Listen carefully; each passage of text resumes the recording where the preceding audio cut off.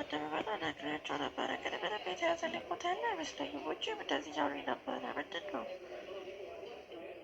እመቤት ተሳስተሽ ይሆናል እንጂ ወደዚህ ሆቴል አላዘዝሽም። ይህ ሆቴል እኮ በጣም ውድና ኤክስፔንሲቭ ነው። እንዴት ነው እንዳንቺ አይነት ሰው እዚህ ሊያዚዝ የሚችለው? አረ እናቱ አንተ ማን ብለህ ነው የምታስበው? አንተ ተራ ሰው የሚወጣና የሚገባ ጠባቂ እኮ ነው። ማን ብለህ ነው የምታስበው? ማምሻል እንዲህ በጥፊ እኮ ነው የመታሽ። ጤነኛ አይደለሽ። ጥበቃ ዛርቼ ካላስወጣሽ አሁን ውጭ። ክብረ ቢስ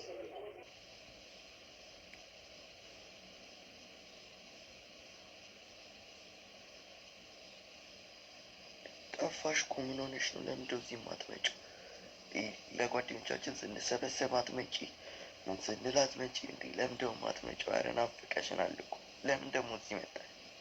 እባክህ ሶስተኛ ፎቅ ያለው ሆቴል አስያዝኩኝና ምናምን እየሆኑ አልጮሁብኝም። እኔ አላወቁኝም ምን አይነት ሰው እንደሆንኩኝ። እሱ እኮ የኔ ሆቴል ነው። ማን ሊጮህብሽ? ማን ስለሆነ?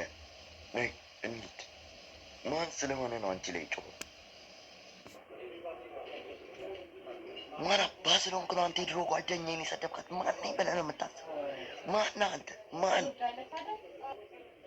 ወርሰኔ እኮ እንደዛ አስቤ አይደለም። እኔ እኮ ሴትዮዋ ዝም ብላ ልታሾፍና ልቀልድ የመጣች መስሎኝ። የአንተ ጓደኛ መሆኗን ባውቅ ምንኛ እናገራት ነበር። ኧረ ሙዚቃ፣ ከዚህ በኋላ ወደዚህ ሆቴል ደግመህ እንዳትመለስ። ወደዚህ ሆቴል አይደለም ወደዚህ ፎቅ ደግመህ እንዳታይ። ብዙ ሰው እኮ በጥፊ መታኛለች። ዝም በል ውጣ። በእናትሽ ወይ እንዴት እኮ እንደናፈቅሽኝ። አንቺ በጣም እኮ ስንማር ራሱ በጣም ጥሩ ሰው ነበርሽ እኮ። እንዴት አንቺን እንዲህ ይላል? እኔ በጣም ነው የተናደድኩበት። አስወጥቼዋለሁ፣ አባረርኩት። እንደዚህ አይነት ተራ ሰው አለመቅጠር ነው። እንደዚህ አይነት ተራ ሰው ሁልጊዜ አዋራጅ ባለጌዎች ናቸው። እንደዚህ ተራ ሰው አትቅጠር። እኔም በጥፊ አልሸዋል። ሰይ ይበላል። በቃ እሺ፣ እሱን የምትሆኑ እስኪ አንቺ እንዴት ባል ምናምን አግብተሻል እንዴ? ኧረ የምን ባል እየሰራው ነበር። በቃ እኔ በጣም ቢዚ እኮ ነው የሆንኩት። ዱባይ፣ አሜሪካ፣ ካናዳ ምናምን በቃ ከሀገር ውጭ ምናምን እየወጣሁኝ እቃዎች እያመጣሁ እዚህ እየሸጥኩኝ ነው እንጂ በቃ በጣም ቢዚ ሆኜ ነበረ እንጂ እንደዚህ አይነት ነገር እንዴት አስባለሁ? ለምን ፈገግ አልክ? አይ ምን ብዬ ዝም ብዬ። እኔ እኮ ከድሮም ጀምሮ እንደምወድሽ ታውቂያለሽ።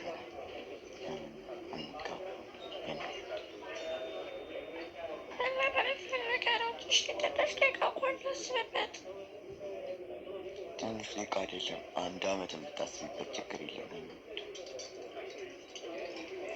እሺ በቃ እሺ። እኔም ከድሮ ጀምሮ ስለማውቅረው እንጂ በአንድ ጊዜ እሺ አልልህም ነበረ።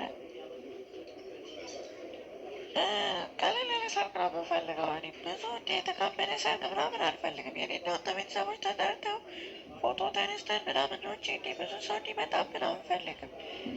ሌላው ደግሞ ከአዲስ ዓመት በኋላ እሑድ ብንጋባ ይሻላል ብዬ አስባለሁ።